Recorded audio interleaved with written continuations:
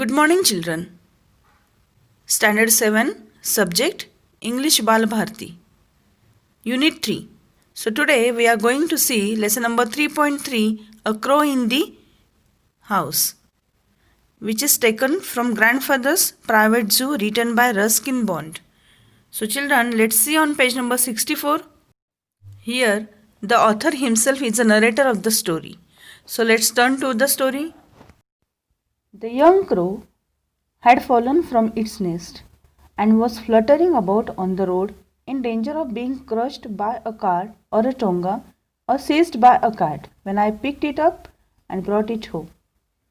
It was in a sorry condition, big gapping and head dropping, and we did not expect it to live.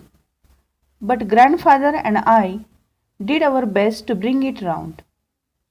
We fed it by pressing its beak gently open with a pencil, pushing in a little bread and milk, and then removing the pencil to allow it to swallow.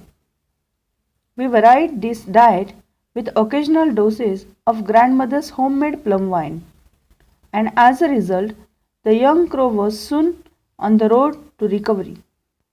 Children, in this paragraph that I is written. So I means who? That author. So when once author went outside the house, he saw that young crow which had fallen from its nest and fluttering about on the road. So he thought that it was crushed by a cart or tonga, or it may be seized by a cat. But at the same time, author picked it up and brought it home. His grandfather and he himself, both of them fed that crow bread and milk. And after that, they used to give grandmother's homemade plum wine. And as a result, what happened? That young crow was soon on the road of recovery.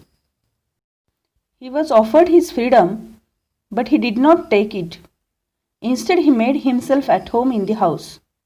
Grandmother, Aunt Mabel, and even some of grandfather's pets objected, but there was no way of getting rid of the bird.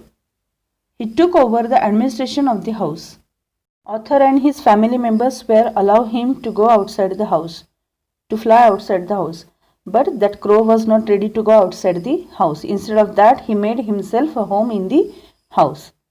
And he took over the administration of the house, means he took in charge of that house.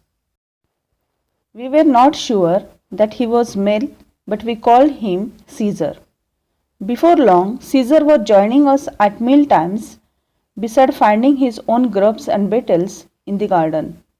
He danced about on the dining table and gave us no peace until he had been given his small bowl of meat and soup and vegetables. He was always restless, fidgeting about, investigating things. He would hop across a table to empty a matchbox of its content, or rip the daily paper to shred, or overturn a vase of flowers, or tug at the tail of one of the dogs. That author and his family members were not knowing that he was male, but they started to call him Caesar. When they were sitting on dining table, at same time Caesar was joining them and finding his own grubs, without finding his own grubs and beetles in the garden, means he was not going outside the garden, outside the house to finding the grubs and beetles. Grubs and beetles means insect and caterpillars. He used to eat that, but instead of that he used to eat whatever the meal was made by author's family members, author's grandmother. He danced about on the dining table and gave us no peace until he had been given his small bowl of meat and soup and vegetables.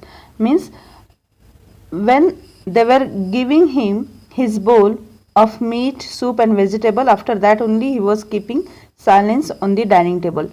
Till getting it, he was just dancing and making noise and shouting. He was always restless, fidgeting. Fidgeting means he was not sitting quietly, he was making movements.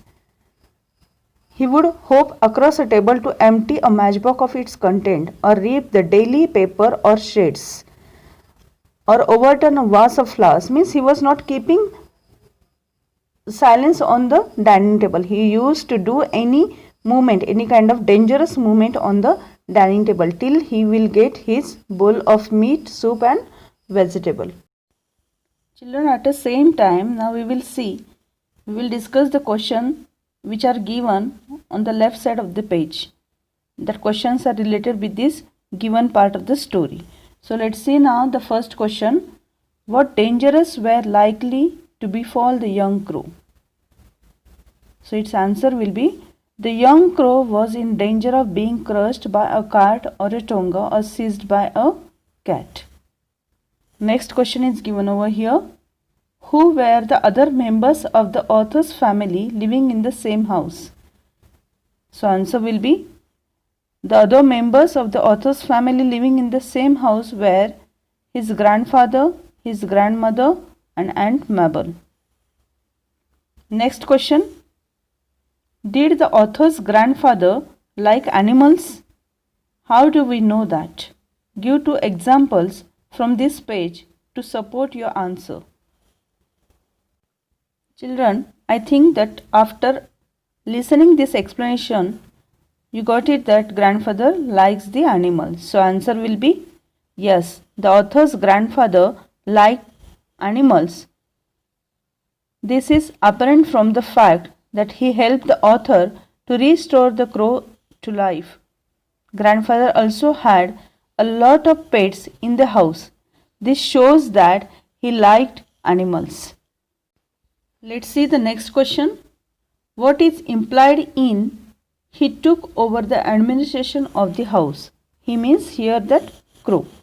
So you have to write down, he took over the administration of the house means that he did whatever he wanted to and made new rules in the house. He accepted the charge of that house. The other accepted his behavior. Children, now see on page number 65. That crow will be the ruin of us, grumbled grandmother, picking marigolds off the carpet. Can't you keep him in a cage? Now, here grandmother was frustrated with the activities of crow. That crow will be ruin of us, and this grumbled by grandmother. And picking marigold of the carpet means he is using to pick up the marigold, the design of that carpet. So she shouted that can't you keep him in a cage? We did try keeping Caesar in cage, but he was so angry and objected with such fierce cawing and flapping that it was better for our nerves and peace of mind to give him the run of the house. So now author told that they kept Caesar into the cage. They tried it. But what happened? That Caesar became so much angry and objected with such fierce cawing and flapping. He was started to shout loudly with angrily, and because of that sound, the peace of mind of that family members, it disturbed, and instead of disturbing their mind, they decided to give him the run of the house. The run of the house means they have given him freedom, that whatever he want to do in the house, he may do. He did not show any inclination to join the other crows in the banyan tree. Grandfather said this was because he was really a jungle crow, a raven of sorts, and probably felt a little contemptuous of very ordinary carrion crow. But it seemed to me that Caesar, having grown used to living with human on equal terms, and had become snobbish and did not wish to mix with his own kind. He would even squabble with Hurlold the hornbill. Perching on the top of Hurlold's cage, he would pick at the big bird's feet, whereupon Hurlold would swear and scold and try to catch Caesar through the bars. Grandfather and author, both of them were ready to send him outside the house. But Caesar was not ready to go outside the house. They thought that if he will go outside the house, he will join with other crows in the banyan tree. But that Caesar was not ready. Instead of going outside the house, he used to stay with the family members. He used to like to stay and with the family members. Grandfather said that he is really a jungle crow, a raven of a sort. Raven of sort means he is from the large heavy built category, and probably felt a little contemptuous of very ordinary carrion crows. But it seemed to be that Caesar, having grown used to living with the human on equal terms. Actually, Caesar contemptuous of very ordinary carrion crows. Contemptuous means hate. So Caesar hate other crows, and it was author's observation that Caesar, having grown used to living with human on equal terms, had become snobbish and did not wish to mix with his own kind. He likes to stay with human beings. It means he used to stay, or he likes to stay with family members. He did not want to go outside with the and not want to stay with the other crows, carrion crows. He would even squabble. Squabble means making noisy quarrel with Herlod the hornbill. Hornbill is a kind of bird. Its name is Herlod. So even with the hornbill, that Caesar is not doing adjustment. Even that Caesar was making quarrel with that noisy quarrel with the hornbill. Perching on top of Herlod's cage, he used to sit on the top of the cage. He would pick at the big bird's feet, whereupon Herlod would swear and scold and try to catch Caesar through the bars. Means Herlod was inside the cage and Caesar was outside the cage, but Caesar tries to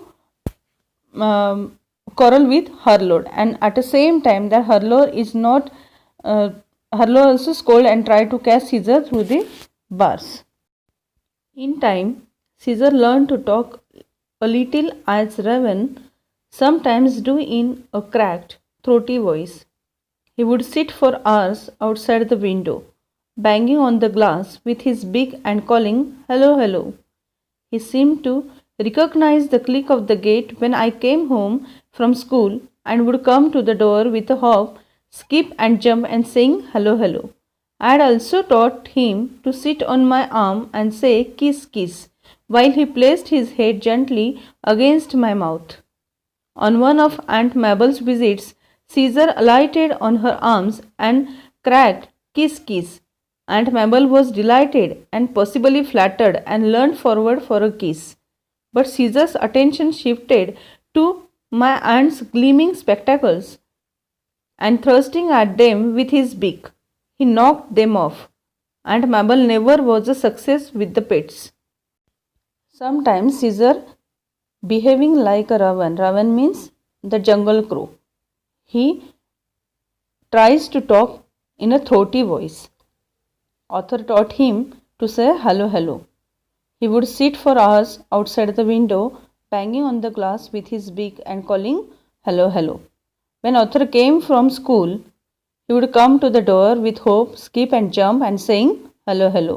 Even that author taught him to say, "Kiss, kiss." So once when Aunt Mabel visits, Caesar alighted on her arm and crackled, "Kiss, kiss." Aunt Mabel was delighted and possibly flattered, leaned forward for a kiss, but Caesar's attention shifted to her spectacles, and thrusting at them with his beak and knocked them off.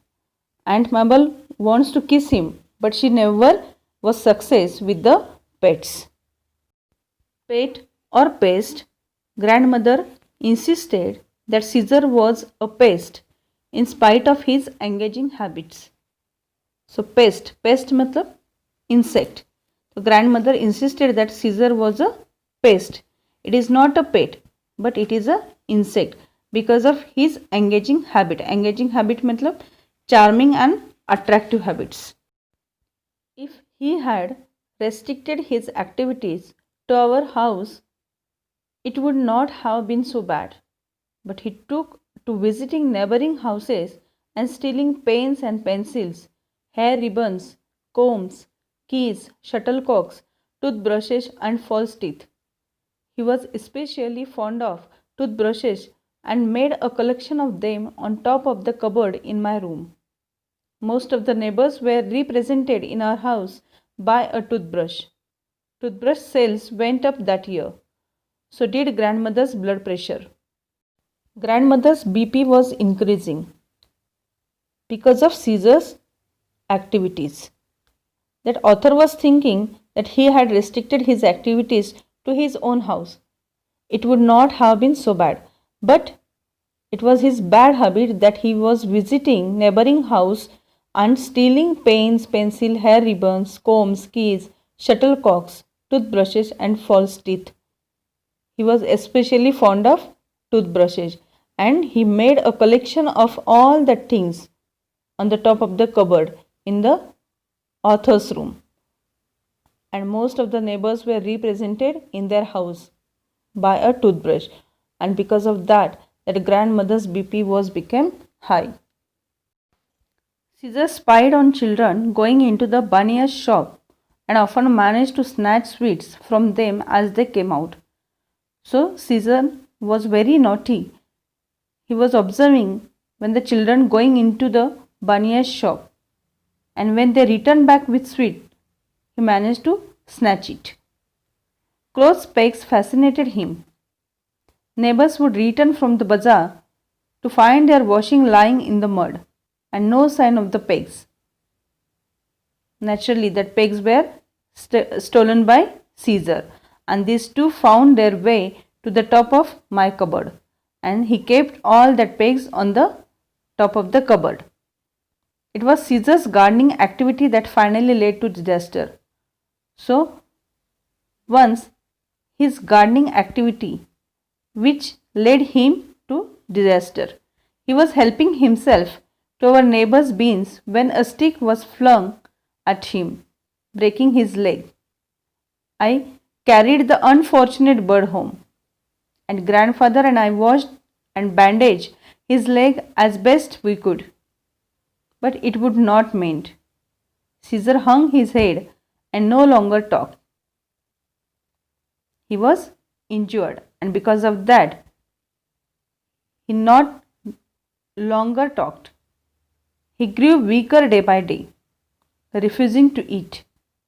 An occasional sip of grandmother's homemade wine was all that kept him going. One morning, I found him dead on the sofa, his legs stiff in the air. Poor Caesar. His antisocial habits had led to his early end. Antisocial habits means his bad habits. Whatever things that neighboring house he was stealing. So the stealing habit, it was the antisocial habit. I dug a shallow grave in the garden and buried him there, along with all the toothbrushes and cloth pegs he had taken so much trouble to collect. So at the end, that Caesar died because of his antisocial habits. Children, now see on page number 65. Questions are given in the margin. First question is, guess how Caesar learned to say hello, hello. So its answer is, Caesar had been taught by the author to say hello, hello. The next question is, what is meant by Aunt Mabel never was a success with the pets? Can you think of the reasons why it was so? So answer is, Aunt Mabel never was success with pets means that pets did not like Aunt Mabel. This was probably because she too did not like them and objected to their presence in the house. Animals can sense it when someone dislikes them. Children, now see on page number 66, margin questions. The first question is, what is implied in the following sentence? Most of the neighbors were represented in our house by a toothbrush. It means that Caesar had stolen toothbrushes from the houses of most of the neighbors and made a collection of them on top of the cupboard in the author's room. The next question is, what actions of the author show that he loved Caesar? The answer is, the author had taught him to sit on his arm and say kiss kiss while he placed his head gently against the author's mouth. When Caesar broke his leg, The author carried him home and looked after with love and care. When he died, the author buried him in a grave along with all the toothbrushes and cloth pegs he had taken so much trouble to collect. All these actions show that the author loved Caesar. Children, let's see on page number 67, English workshop. Question number 1a. Find antonyms for the following from the story. Antonyms means opposite words.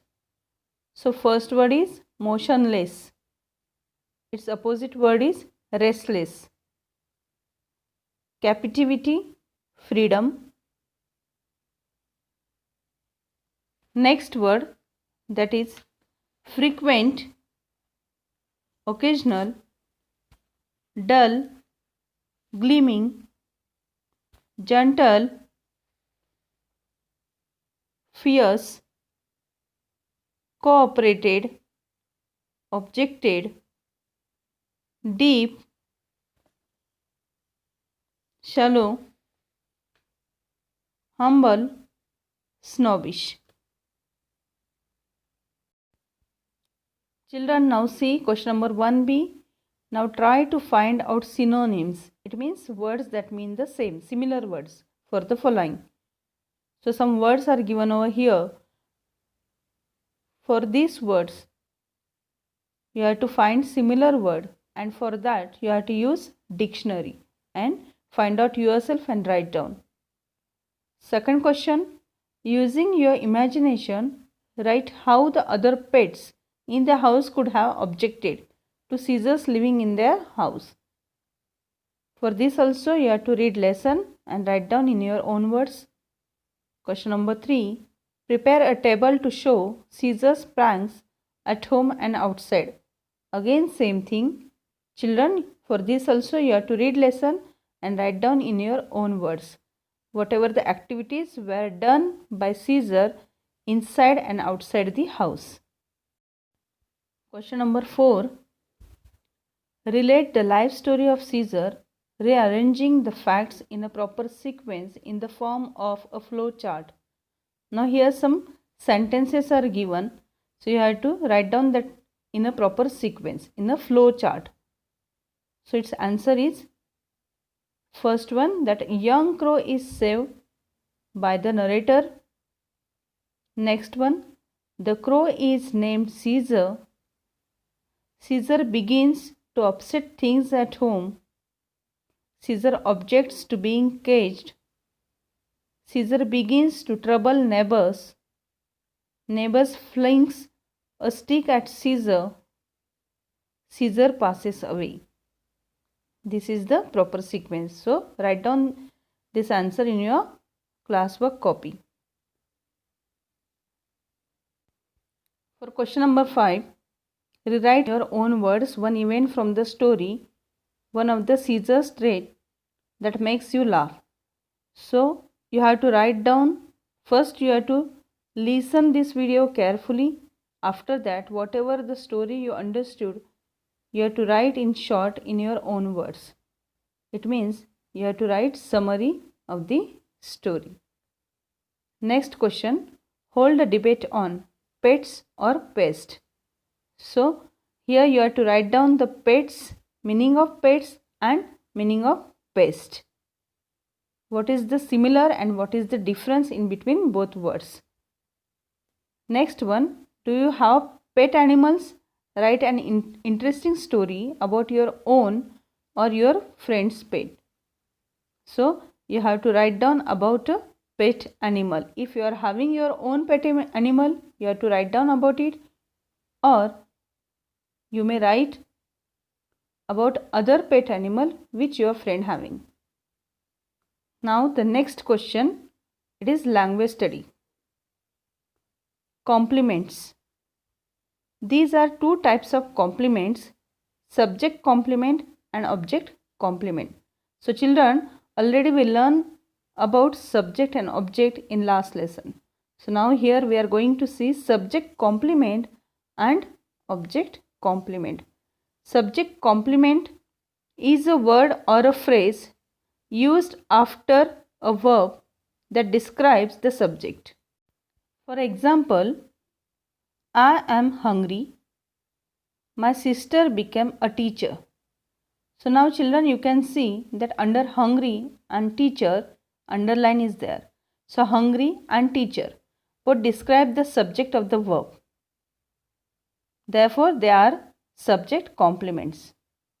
Now the next is object complement. An object complement comes after the object of a verb and gives us information about the object. The underlined words and phrases in the following sentences are object complements. For example, the class made her the monitor. The teacher found my answer correct. The phrase the monitor gives us information about the object her. The word correct gives us information about the object my answer. So both of these are object complement. So students, you have to write down 10 examples of subject complement and 10 examples of object complements. Note down this question number 8 in your grammar notebook. Children, read this lesson at least 2 times and find out the meanings from the dictionary, whichever the hard words in this lesson. And whatever English workshop we discussed, you have to note down that question answers in your classwork notebook and grammar part in your grammar notebook. Thank you children. Take care. Bye bye.